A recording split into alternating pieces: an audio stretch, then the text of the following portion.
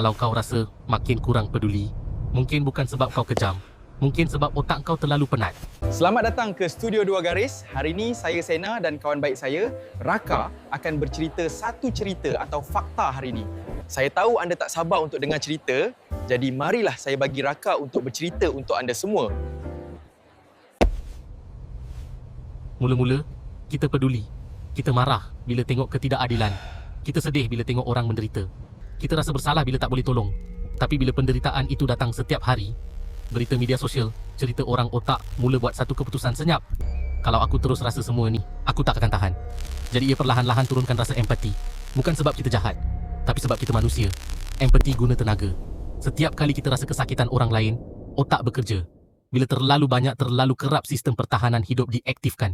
Bukan untuk melindungi orang lain, tapi untuk melindungi kita. Jadi perasaan jadi tumpul. Reaksi jadi datar.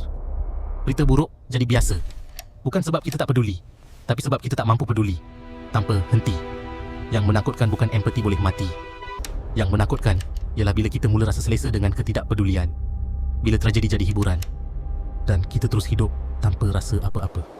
Bukan kerana kita kejam, tapi kerana kita terlalu lama hidup dalam dunia yang sakit. Yang pelik bukan kita jadi kurang empati.